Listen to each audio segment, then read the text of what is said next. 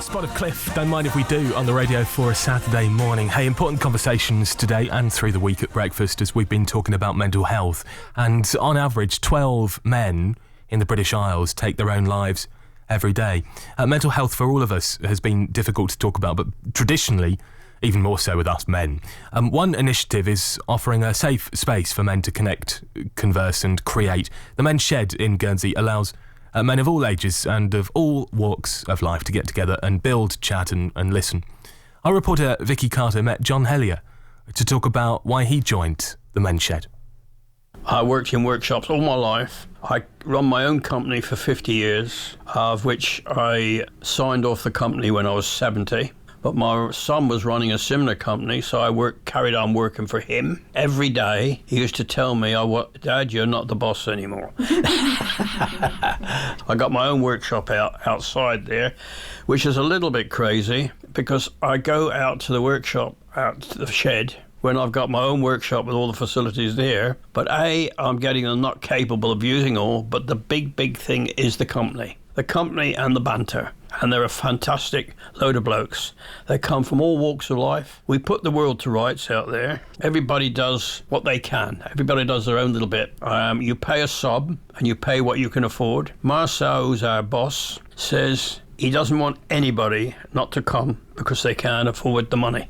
If they can't afford anything or they can't do anything, it doesn't matter. They can come. So it's all age groups. It really is all age groups. Some of them have retired early. Some of them have taken early retirement but are doing other jobs. And as an example, we've got one bloke there who's a male nurse. He's from England. He's a male nurse at the PH. We've got another bloke who spent 20 years service abroad in the East in the RAF.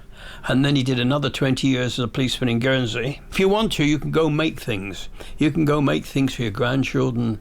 You can make things for yourself.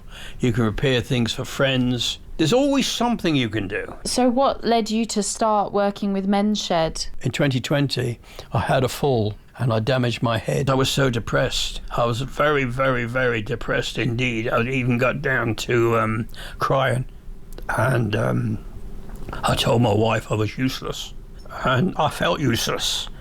I felt absolutely useless. Well, I crowned it one day. She said to me, can you put a catch on the lounge door? Because when the children come, the grandchildren come, I've got a cake in there and I want time to get in there to remove the cake before they go busting in.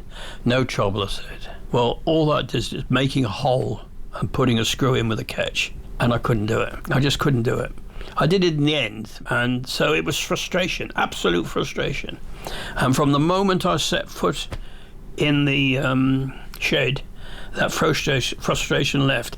And quite frankly, it was the kick up the backside that I needed, because I'm doing various little jobs now. I'm very limited what I can do. It's chatting to people, taking part in things, listening to their problems, because I'm not the only one with problems.